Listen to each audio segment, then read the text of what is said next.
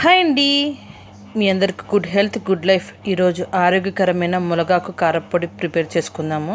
ఎంతో ఆరోగ్యకరమైనదండి. 300 పైగా వ్యాధులు తగ్గించే గుణముంది ఈ మునగాకులో. దానికి కావాల్సిన ఇంగ్రీడియంట్స్: 50 గ్రామ్స్ ధనియాలు, 50 గ్రామ్స్ పల్లీలు, 50 గ్రామ్స్ మినువులు, 50 గ్రామ్స్ నువ్వులు, 50 గ్రామ్స్ పచ్చిశనగపప్పు, ఉప్పు సరిపడినంత.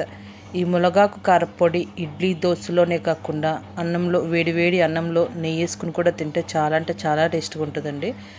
4 కట్టు మునగాకు తీసుకున్నాను. 20 ఎండుమిర్చి కూడా తీసుకున్నానండి. చాలా అంటే చాలా టేస్ట్గా ఉంటుందండి. మీరు కూడా ట్రై చేయండి. 300 పైగా వ్యాధులు తగ్గించే గుణం ఉందండి. ఇప్పుడు స్టవ్ మీద ఒక మూకుడి పెట్టుకుని ఒకదానితో ఒకటి వేపుకున్నానండి. అన్నీ డ్రై రోస్ట్ చేసుకున్నాను. ఆయిల్ అస్సలు వేయలేదు.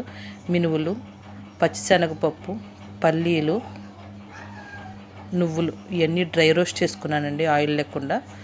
ఇప్పుడు 2 స్పూన్లు ఆయిల్ వేసుకుని ఎండుమిర్చి వేపుకోవాలండి. ఎండుమిర్చి వేగిన తర్వాత ధనియాలు వేసుకోవాలి. ధనియాలు వేగిన తర్వాత 1 స్పూన్ జీలకర్ర వేసుకోవాలండి.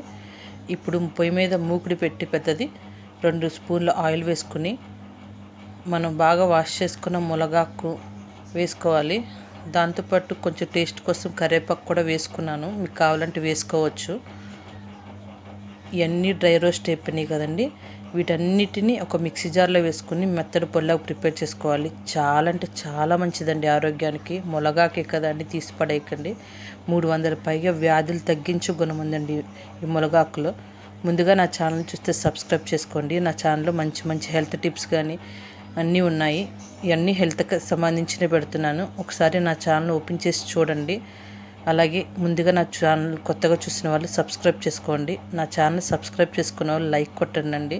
మీ అందరి కోసం ఆరోగ్యకరమైన టిప్స్ కానీ ఆరోగ్యకరమైన వంటలు చేస్తున్నాను. నా ఛానల్ దయచేసి సబ్స్క్రైబ్ చేసుకోండి. ఇప్పుడు వీటన్నిటి మెత్తడి పొడిలాగా ప్రిపేర్ చేసుకున్న తర్వాత మనం వేపుకున్న మునగాకు కూడా వేసుకుని మెత్తడి పొడిలాగా ప్రిపేర్ చేసుకోవాలి. ఇది ఒక గాజు జార్లో కానీ అలాగే ప్లాస్టిక్ గిన్నెలో కానీ స్టోర్ చేసుకోవచ్చు. Thank you so much.